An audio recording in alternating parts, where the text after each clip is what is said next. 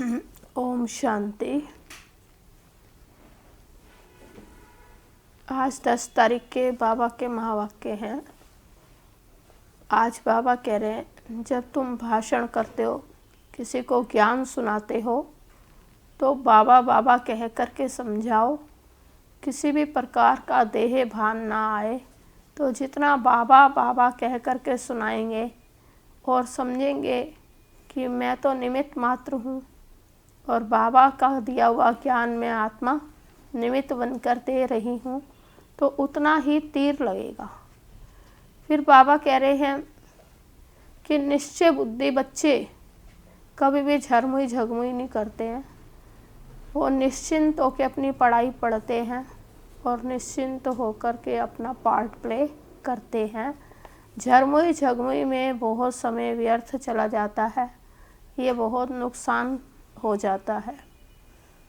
फिर बाबा कह रहे हैं कि बच्चे सर्विस की सफलता चाहिए, तो सर्विस की सफलता के लिए हमेशा ही स्वयं को आत्मा समझो कि मैं आत्मा देह से भिन्न होकर बाबा को आगे रख कर के सेवा कर रही हूँ, तो उतना उतना सर्विस में सफलता मिलती चली जाएगी।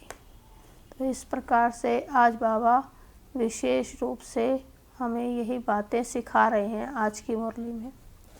तो आज सार है मुरली का, मीठे बच्चे तुम जब किसी को भी समझाते हो या भाषण करते हो तो बाबा बाबा कहकर समझाओ। बाप की महिमा करो तब तीर लगेगा। प्रश्न है, बाबा भारतवासी बच्चों से विशेष कौन से प्रश्न पूछते हैं? उत्तर है, तुम भारतवासी बच्चे जो इतने साहूकार थे, सर्वगुण संपन्न 16 कला संपूर्ण देवता धर्म के थे, तुम पवित्र थे, काम कटारी नहीं चलाते थे, बहुत धनवान थे, फिर तुमने इतना देवाला कैसे निकाला? कारण का पता है? बच्चे तुम गुलाम कैसे बन गए? इतना सब धन दौलत कहाँ गवा दिया? ख्याल करो, तुम पावन से पतित कैसे बन गए? तुम बच्चे भी ऐसी ऐसी बातें बाबा बाबा कह दूसरों को समझाओ तो सहज समझ जाएंगे। ओम शांति। ओम शांति कहने से भी बाप जरूर याद आना चाहिए। बाप का पहला पहला कहना है मन मना भव, जरूर आगे भी है। तब तो अभी भी कहते हैं ना, तुम बच्चे बाप को जानते हो। जब कहाँ सभा में भाषण करने जाते हो, वो लोग तो बाप को जानते नहीं हैं, तो उनको भी ऐसा कहना चाहिए कि शिव बाबा कहते हैं वही पतित पावन है। जरूर पावन बनाने के लिए यहाँ आकर समझाते हैं।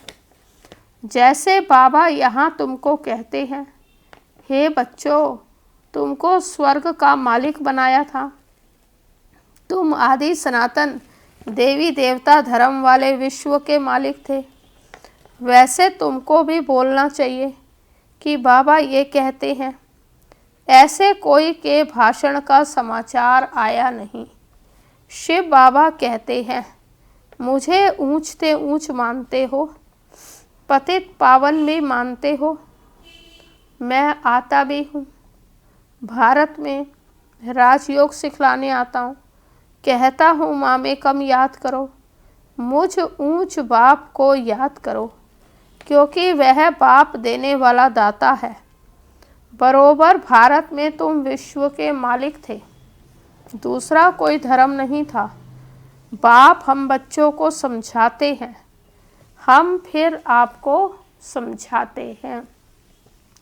बाबा कहते हैं, तुम भारतवासी कितने साहूकार थे, सर्वगुण संपन्न 16 कला संपूर्ण देवता धर्म था, तुम पवित्र थे, काम कटारी नहीं चलाते थे, बहुत धनवान थे। फिर बाप कहते हैं, तुमने इतना देवाला कैसे निकाला?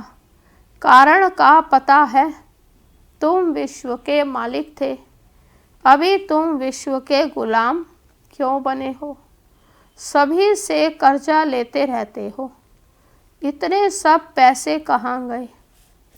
जैसे बाबा भाषण कर रहे हैं वैसे तुम भी भाषण करो तो बहुतों को आकर्षण हो।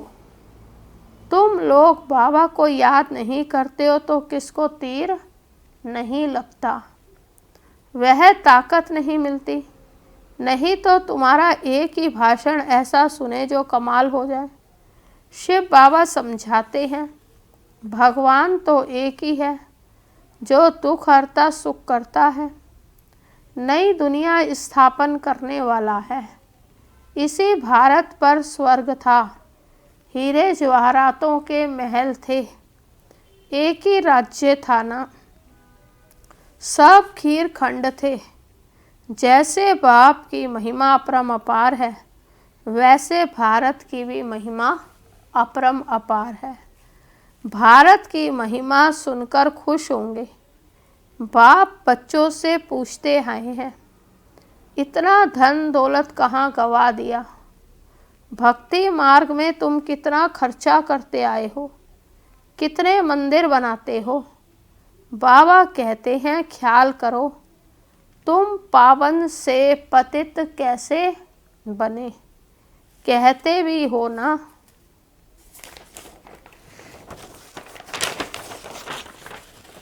कि बाबा दुख में आपका सिमरण करते हैं, सुख में नहीं करते हैं, परंतु दुखी तुमको बनाता कौन है? घड़ी घड़ी बाबा का नाम लेते रहो, तुम बाबा का संदेश देते हो।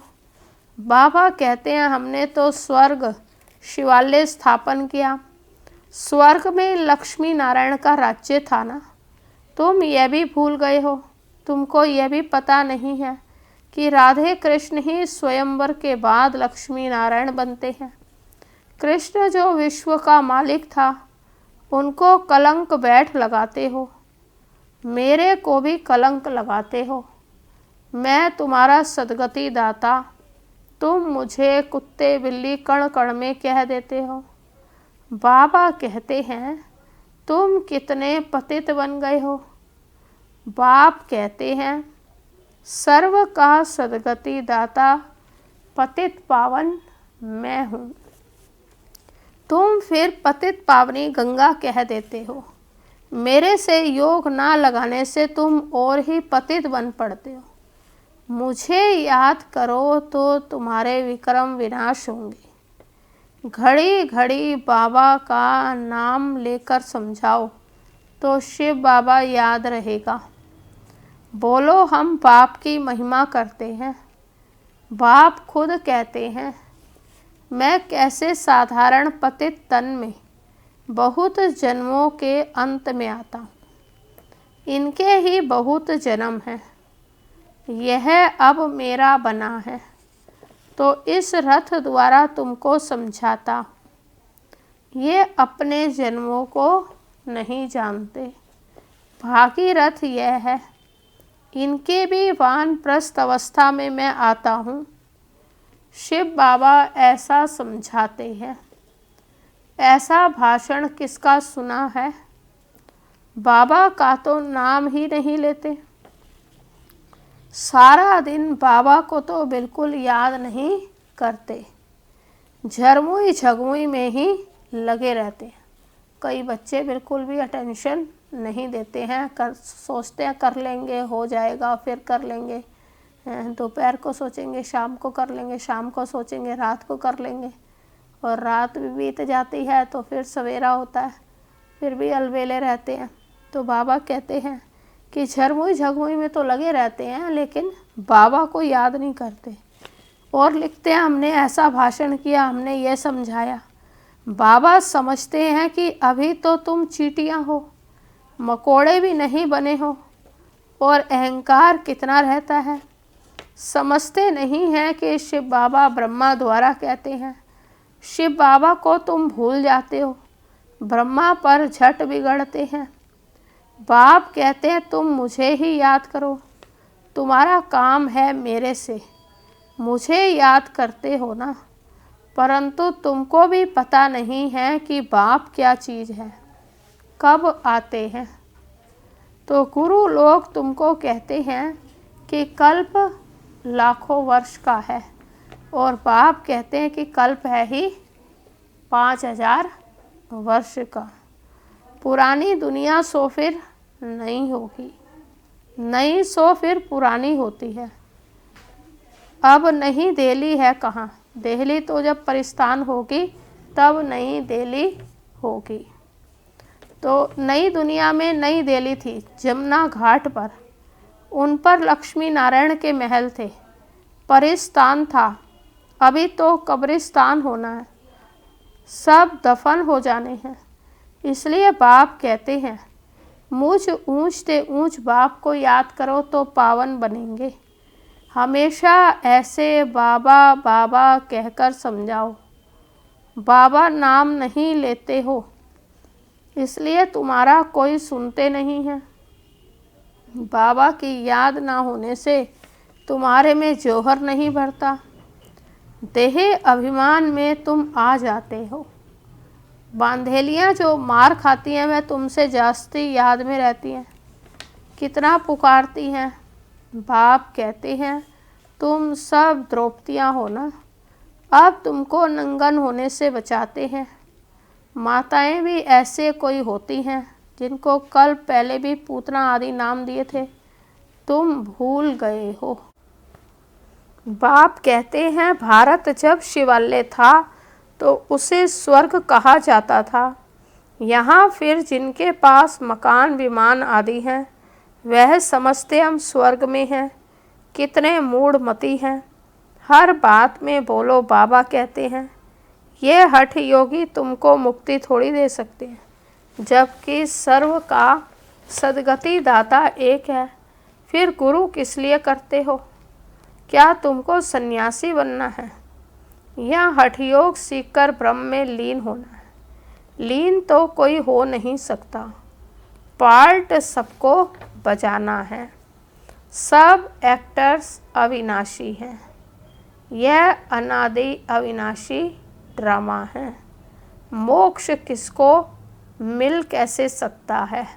अब ये सारी बातें बाबा उनको इसी समय क्लियर करते हैं कि ना तो लीन हो सकते हैं, आत्मा कोई परमात्मा में लीन नहीं होती। वो लीन इसलिए मानते हैं कि आत्मा परमात्मा का अंश है और उसमें जाके मिल जाता है।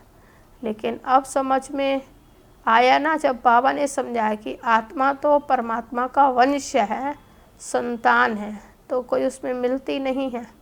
अंश तो टुकड़ा होता है ना, उसको कहते हैं मिल गई। तो ना ही मोक्ष मिल सकता है, पार्ट तो प्ले करना है, नाटक है, ड्रामा है, सृष्टि मंच पर आते हैं, तो मोक्ष किसको कैसे मिल सकता है? तो इसलिए बाबा कहते हैं मैं इन साधुओं का भी उद्धार करने आता हूँ। फिर पतित पावनी गंगा कैसे हो सकती है? पतित पावन तुम मुझे कहते हो ना, तुम्हारा मेरे से योग टूटने से यह हाल हुआ। अब फिर मेरे से योग लगाओ तो विक्रम विनाश होंगे। मुक्ति धाम में पवित्र आत्माएं रहती हैं। अभी तो सारी दुनिया पतित है, पावन दुनिया का तुमको मालूम ही नहीं है। तुम सब पुजारी हो, पूछे एक भी नहीं है। तुम बाबा का नाम लेकर सबको सुजाग कर सकते हो। बाप जो विश्व का मालिक बनाते हैं उनकी तुम गलानी बैठ करते हो। श्री कृष्ण छोटा बच्चा, सर्वगुण संपन्न, वह ऐसा धंधा कैसे बैठ करेगा? और कृष्ण सबका फादर हो कैसे सकता है? भगवान तो एक होता है ना। जब तक मेरी श्रीमत पर नहीं चलेंगे तो कट कैसे उतरेगी? तुम सबकी पूजा करते रहते हो तो क्या हालत हो गई है, इसलिए फिर मुझे आना पड़ता है। तुम कितने धर्म भ्रष्ट कर्म भ्रष्ट हो गए हो। बताओ हिंदू धर्म किसने स्थापित किया? ऐसे अच्छी ललकार से भाषण करो, तुमको घड़ी घड़ी बाबा याद ही नहीं आता है। कभी कोई लिखते हैं कि हमारे में तो जैसे बाबा ने आकर भाषण किया, अब बाबा बहुत मदद करते रहते हैं।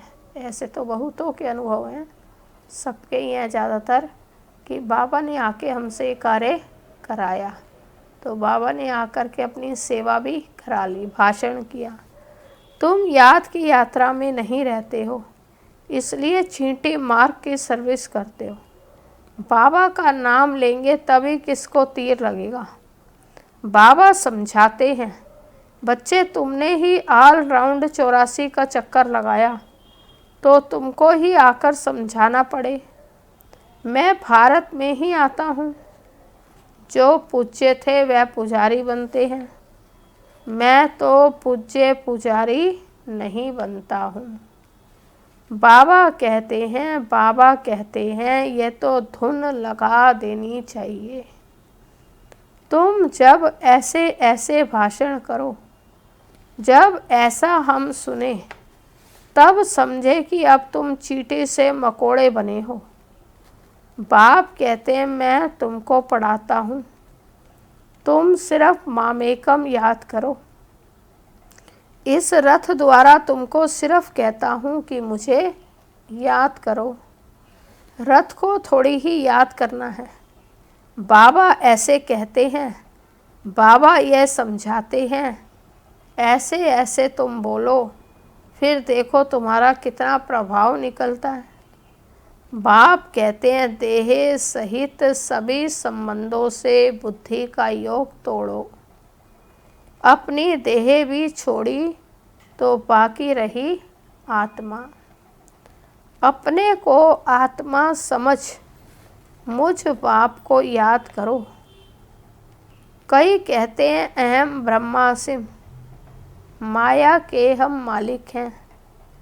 बाप कहते हैं तुम यह भी नहीं जानते हो कि माया किसको कहा जाता है और संपत्ति किसको कहा जाता है। तुम धन को माया कह देते हो, ऐसे ऐसे तुम समझा सकते हो। बहुत अच्छे अच्छे बच्चे मुरली भी नहीं पढ़ते, बाप को याद नहीं करते, तो तीर लगता नहीं, क्योंकि याद का बल नहीं मिलता, तो इसलिए तीर कहाँ से लगे। तो पहले अपना स्वयं का पुरुषार्थ करना है, मुरली पढ़नी है, बाबा को याद करना है, फिर औरों को ज्ञान सुनाना है, तभी तीर लगेगा।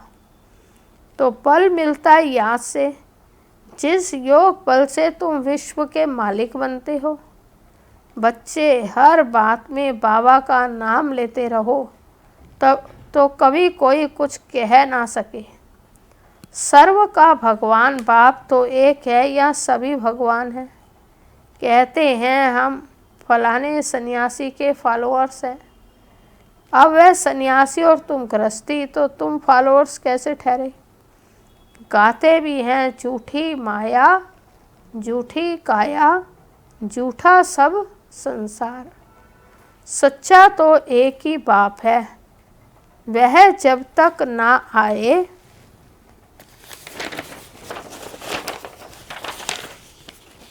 तो हम सच्चे नहीं बन सकते।